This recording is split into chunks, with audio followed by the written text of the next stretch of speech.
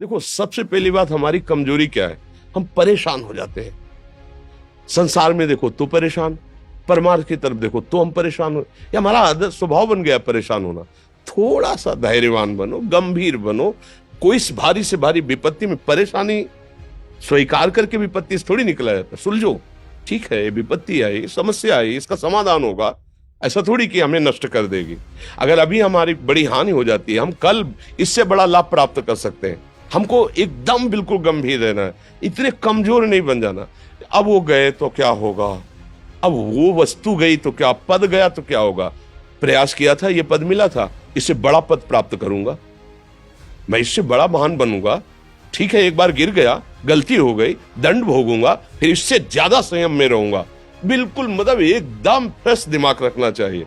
और अपने लोग क्या है, जरा सी बात में एकदम पछड़ा कर लेते हैं, एकदम कमजोर हो जाते हैं। ये बिल्कुल ठीक नहीं है। हम जीवन भर की यात्रा की बात कह रहे हैं, भारी से भारी कष्ट में भी मुस्कुराना, तो हमें बल मिला है, हमें भगवान की कृपा का दर्शन हुआ है, हमें उनका दुलार दिखाई दिया है। अगर ऐसे तो भाग जाते, फिर परमार्थ में थोड़ी चलना होता है। आज जो आप सुन करके लाभ लेने की चेष्टा कर रहे हो ना, ये केवल प्रवचन नहीं है, ये जीवन है। अगर ये जिए ना होते ना, तो ये इसका प्रभाव नहीं पड़ता, फिर वाणी का प्रभाव नहीं पड़ता। हम इसीलिए कहते हैं, जैसे आप लोग एकदम परेशान हो जाते हैं जब बोलो, क्या हमसे ज्यादा परेशानी होगी? दोनों किडनी खराब, दवाई लाने के लिए पैसे नहीं, पानी रखा है हम उठ के पी नहीं सकते, भीषण शरीर में कष्ट, भीषण बुखार, क्योंकि किडनी फेल, जरा में बुखार, खाने को क्या, रोटी मांग के लाओ। अगर वहां सब्जी मिलती है तो लाल मिर्च ऐसी पड़ के मिलती थी कि वो पा नहीं सकते थे। आप सोचो, पानी लाना है तो मुझे लाना है, पीना है तो मुझे पीना है। अगर मैं हारता तो कहां पहुंच जाता, क्या स्थिति होती? नहीं, मरना है, पर कदम पीछे। कोई दिन ऐसा नहीं जिस दिन सेवा ना की हो, जिस दिन सेवा ना गए हो। गुरु जी की सेवा में जाना है, पहले अपने को स्वस्थ साबित करना है, नहीं वो सेवा ही नहीं लेंगे। तुम बीमार हो, तुम कष्ट में हो, ऐसे उनकी दृष्टि बड़े शांत है। उनकी सेवा की, आके लेट गए। फिर हिम्मत की, अपनी श्री जी की सेवा की, मधुकरी नहीं गए, 3-3 4-4 दिन भोजन नहीं गए, पर सेवा नहीं छोड़ा, दिनचर्या नहीं छोड़ी। और उसका प्रधान कारण संयम, ब्रह्मचर्य, भगवदाश्रय, नाम जप, कभी हारने नहीं दिया। अभी भी थोड़ी देर बाद डायलिसिस शुरू हुआ।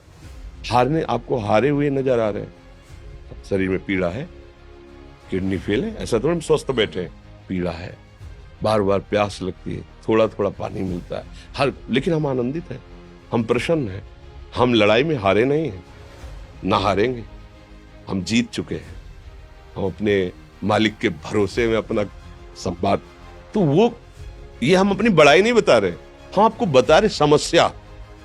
सोचो, तुम्हारे पास तो माँ है, भाई है, बहन है, परिवार है, कोई ना कोई तो है ना। मेरा किसी ने कभी जीवन में ध्यान भी नहीं दिया। क्यों? बचपन से बाबा जी बन गए, किसी से प्यार नहीं, किसी से संबंध नहीं, कोई जानकारी नहीं, हम कहाँ हैं वो कहाँ है, किसी से कोई मतलब नहीं। अच्छा, जवान साधु कौन श्रद्धा करे? कभी गांव जाने की हिम्मत नहीं पड़ती कि रोटी मांग ले, पता नहीं लोग क्या सोचेंगे, क्या भावना कर ले। हम दरवाजे पे खड़े हैं, क्या कैसी भाव, जो हमारे सामने आकाश वृत्ति से आया यौवन अवस्था में, वही पाया, अन्यथा भूखे रह गए। जब हम हर समय अपने को विवेक के द्वारा सावधान रखे, तो हम कभी निराश नहीं हुए, कभी उदास नहीं हुए, कभी ऐसा नहीं लगा कि यार हम दुखी, कभी नहीं लगा। उसी का फल है कि उस सुख का संकेत मिल गया जहां दुख की निशानी भी नहीं है। वही उसी के बच्चे हो, हम सब उसी धातु से बने हुए हैं। हम इतना क्यों परेशान हो जाते हैं? हम ये देखते हैं, अपने लोग थोड़ी बात बिगड़ गई परेशान, नहीं बिगड़ी तो बिगड़ जाने की संभावना में परेशान है।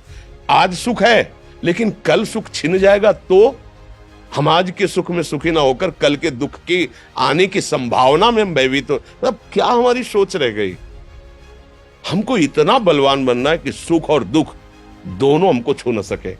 भारी से भारी सुख की व्यवस्था है तो अहंकार नहीं, हर्षित होकर किसी का अपमान न करे कि हम धनी, हम पदाधिकारी, अमुक। भारी से भारी दुख आया तो हमें किसी के सहयोग की जरूरत नहीं, हम फिर अपने कदम बढ़ाएंगे, हम फिर जुड़ी हुई अपनी भावनाओं को सजाएंगे।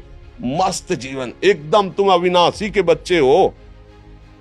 शेर का बच्चा भेड़ों के बीच में फंसकर म्यों म्यों बोल रहा है, बस अगर दहाड़ना सीख जाए तो कोई भी उसे परास्त नहीं कर सकता। ऐसे भगवद अंश, तू प्रपंच में फंसकर अपने को इतना दीन क्यों देख रहा है? तू ऐसा है कि भगवान के दिव्यास्त्र में भी ताकत नहीं तेरे को मार सके। तू अविनाशी का अविनाशी बच्चा है। विनाशी भोगों को, विनाशी शरीर को मैं मान के इतना भयभीत, इतना दुख ठीक नहीं। ये सबके लिए, केवल एक के लिए नहीं। आप समझो, आप लोग सोचते हैं हम गृहस्थ होकर भला ऐसी स्थिति कैसे। जनक जी सुखदेव जी के गुरु हैं और राजा हैं, महल है, रानियां हैं, नौकर है, चाकर। क्या सुखदेव जी जिनके शरीर में लंगोटी भी नहीं है, दिगंबर, परमहंस, परमहंस के गुरु है जनक जी जो राजा हैं। समझो आप ऐसा ना सोचे कि हम नौकरी कर रहे हैं, हम संसार में, हम गृहस्थ हैं, हम आध्यात्मिक की ऊंचाई पर नहीं चढ़ सकते। नहीं, आप एक सरकारी नौकरी या आप किसानी या व्यापार करते हुए आप एक अध्यात्म की ऊंचाई में चढ़ सकते हैं।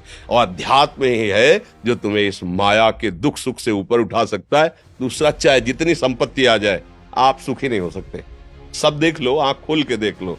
अध्यात्म ही है जो तुम्हें हर कष्ट सहकर मुस्कुराकर जीने का रास्ता बता देगा कि आप आनंदित हो जाओगे। कुछ नहीं बिगड़ा। अध्यात्म है तो कुछ नहीं बिगड़ा, अध्यात्म नहीं है तो कुछ नहीं बना, कुछ हाथ नहीं लगने वाला।